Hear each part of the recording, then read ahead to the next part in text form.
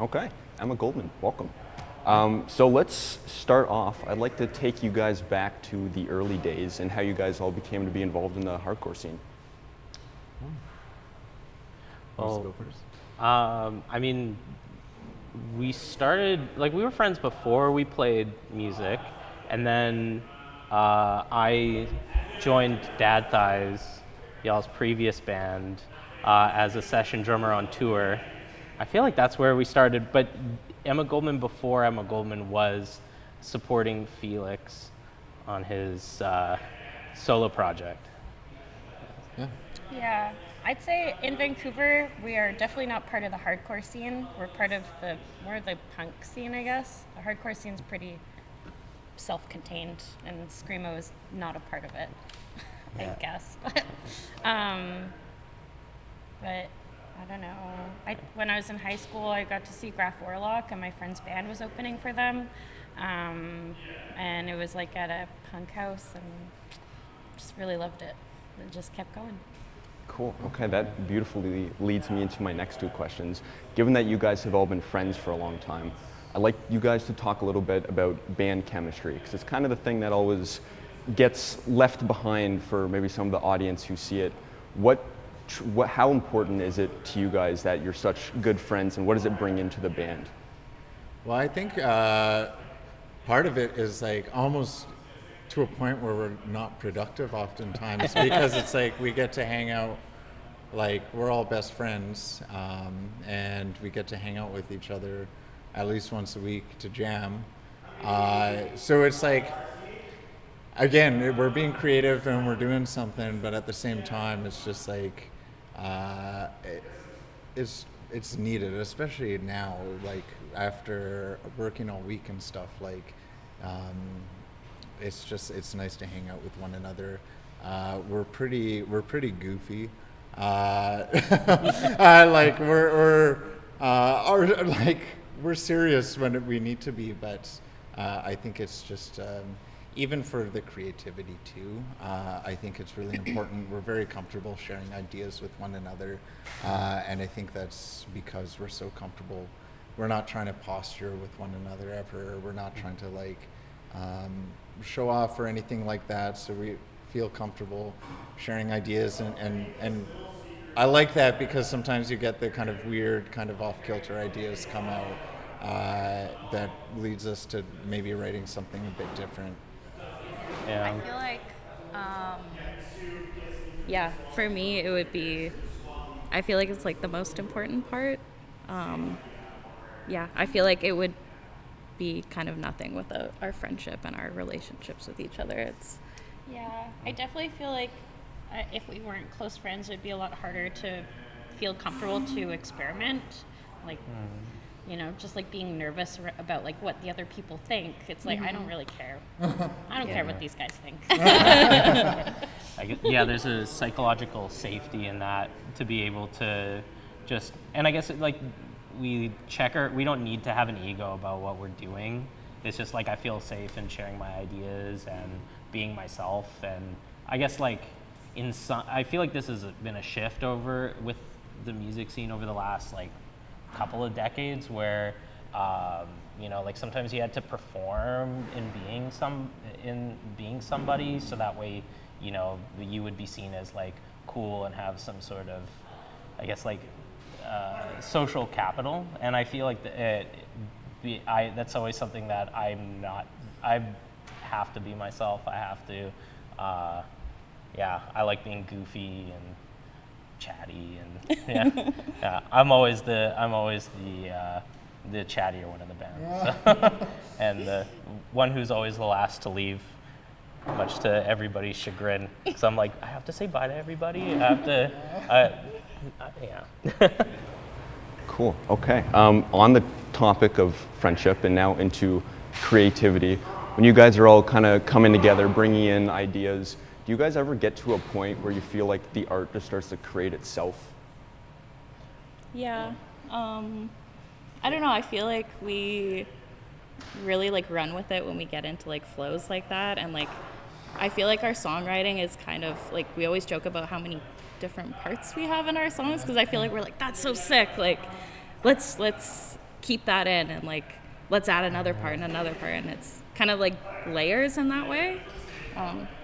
Yeah, I mean, I think the last band Victoria and I were in, it was very different, and I think I always kind of compare the two, because in the last one we basically did all the songwriting, and I think it gets to a point where it's like it feels like your band and there's people kind of they're supporting you, or there's people, you know, maybe not as into the songs, but we have a really collaborative process, and I think it's awesome because, you know, I think we all care about this band just as much as each other, and it takes us in interesting directions. Like, you know, Haley's always bringing more of the hardcore influence, and Pavel some new metal grooves and stuff like that. It's just like I think it ends up being really cool, and I appreciate the way that we kind of collaborate too. We There's usually a lot of like bouncing off of one another's, like, Yeah.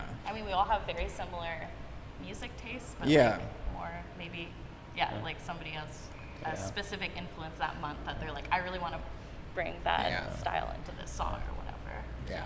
And sometimes it's just like it helps to balance out, because I know Felix and I tend to want to play as fast as possible, and then Victoria and Haley tend to bring us more down to a level that's reasonable for.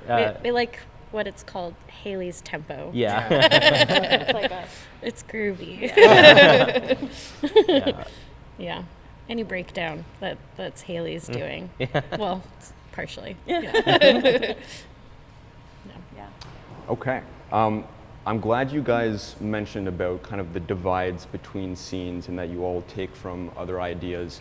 How do you guys feel about a world and our human desire to always just want to categorize things when there's always so much more depth in that, and when it comes to music as well? Yeah, I don't know. Blame Aristotle, I guess. I feel like it's natural to want to have an answer or a way to label things, but I feel like, and sometimes it's necessary, like, I don't know, if you have to describe to your family or coworkers that what you play, and if you were to like use terms that we use in the community, people are like, I don't know what that is, but is it metal? Yeah. And it's like, okay, yeah.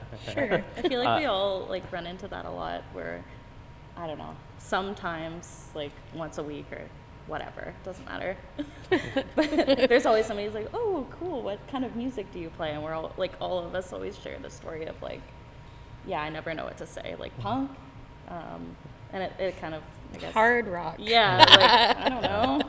Well, I think also too it's necessary there's a certain aspect of it that's necessary for even just something like building a community, right, around a certain something. And there's kind of a need to categorize and call it something. But I think that, like, at least we try to, like, you know, not even just be open, but like when we're actually writing music or listening to music, I don't think we're very as rigid. Like, it's not like we only listen to screamo or we only listen to hardcore or something like that. I think we listen to what we think sounds cool, and then we take inspiration from that. I think the categorization always comes after the fact, kind of thing. I think it's also especially like because of that, like we were talking about before, like, I mean, we have so many different influences and listen to so much different music that the labeling kind of makes it, I guess, challenging in that way, where it's like limiting. Yeah. I feel like if I look too much at labels, then I might have some sort of I don't know if stigma is the right word, but maybe some sort of hesitancy where sometimes like for a lot of shows, if I don't know who's playing on the bill outside of maybe the headline, or even there's somebody in a band that I know, I'll just go and I'll go in blind because I know that I won't bring any expectations or feelings with me, and I can enjoy it for what it is. And I feel like that's what makes, if I can trust that I'll go to like our music community has such a wealth of talent that I can just go in and I know I'll have a good time. Yeah. I think also in Vancouver, like, we have such a small screamo community, so it's hard to put such a big label on the kind of music we play because we're playing so many mixed bills all the time, and it just doesn't really make sense to narrow us into screamo only because we can't just play with screamo bands because there's not that many. And it also, we take influence from the bands around us too. Mm-hmm. I would also like to, this is the best time for Vancouver Screamo, so the most Screamo bands that I think we've ever had.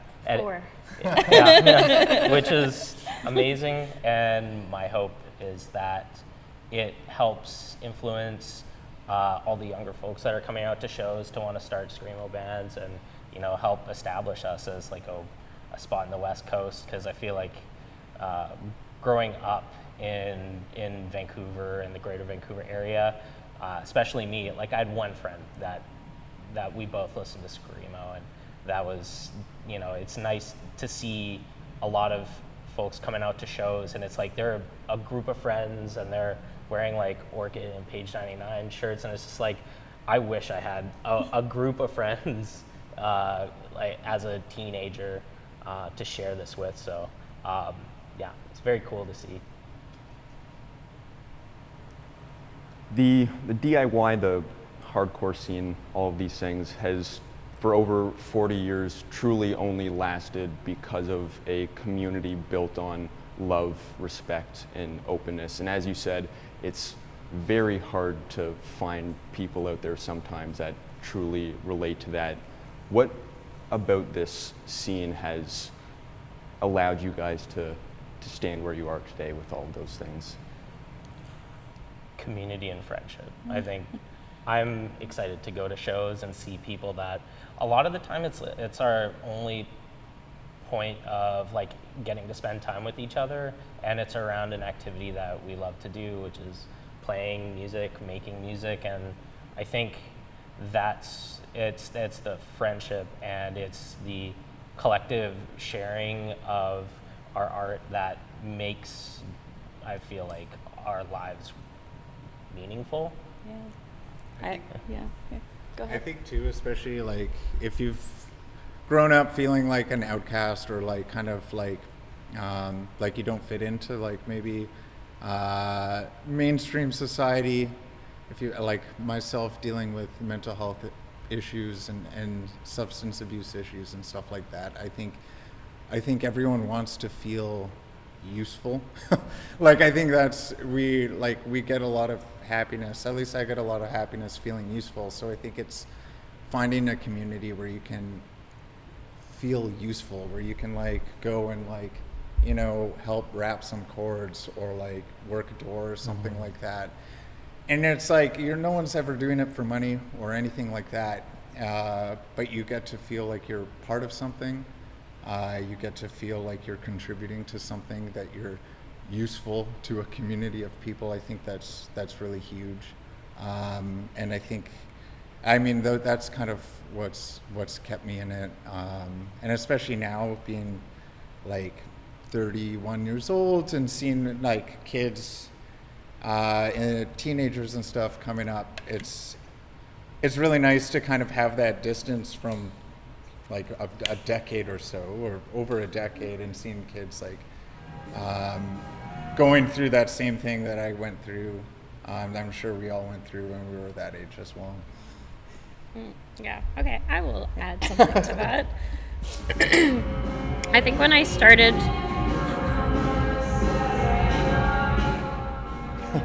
I love always. When I started volunteering at shows in Vancouver, I was like working customer service and fucking hated working for someone else to make someone else money. And I think like kind of what Felix was saying, like feeling useful, but like having like more ownership of that feeling and doing something that feels like worthwhile rather than like making money for some asshole. Yeah. Straight the fuck up. Yeah. Cool. Okay, I think we're gonna pull this into our final moments. Thank you guys so much. Cool. Exactly how I expected. You guys answered so many questions I had that I didn't even need to ask. So, is there any final words or anything you'd like to finish off with? Who are you most looking forward to seeing this Oh, weekend? yes. I said this to you earlier, but Pavel and I went to New Friends Fest in 2022, I think. And one of the bands that really caught my eye was Quiet Fear, but their set got, like, I think they had technical difficulties or something, and it was really sad. So I'm stoked to see them. Hopefully no technical difficulties again. Yeah, What about y'all? I'm really excited. I think for me, like the obvious is being able to see Seisha, Rain, and Jerome's Dream. Like, it's a very full circle moment, because those, like, they're bands that help define like what I do and the music I enjoy, and yeah, like to see them is, especially nobody's coming to Vancouver, so this is a good opportunity to yeah, I'll also just be able to like share a space with these bands that meant so much to me. But then for a lot of the for newer bands, like I'm a huge New Mirrors fan, especially like I Hate Myself was like so pivotal to me growing up, and so like a band that's bringing that energy back and like that sound, it's as soon as I heard them, it clicked, and I was like, wow, this is phenomenal. I'm really excited to see Football, etc. As a emo lover, and obviously Seisha and Blind Girls. Yeah. Yeah, I mean, it has to be. There's like Seisha, Jerome's Dream, and Rain, obviously. And like being a kid and finding those bands on like someone's blog spot or something, and then just being like, whoa, what does this sound? And now, like, over a decade later, like getting to see them, it's kind of unreal. But also, like, I'm stoked to see all the bands like Football, etc. too. I love that shit. Heavenly Blue, I'm really excited to see. Blind Girls, all of it. There's just like the bands that I haven't heard yet that I'm sure are gonna wow me and be like, who the hell is that? Like, yeah. Did you say yesterday you're excited to see your new favorite band? Exactly. Very hot. Yeah, no, 100%. Yeah, also, yeah, that new Blind Girls album. I just huge drumming inspiration. Yeah, I'm just also just there's so many other bands on the list that yeah, I could shout up, but I also don't want to take up everybody's time. Every band. Yeah. Yeah.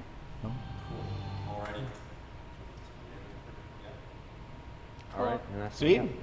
Yeah. Thank you thanks so much. Thank you Yeah, guys that so was much. awesome. That was above and beyond. That was wonderful. Okay, cool. Thank you so much. Thank you guys. Alrighty. Yeah, thank you. Thank you very much. Can I give this to you right now? Also.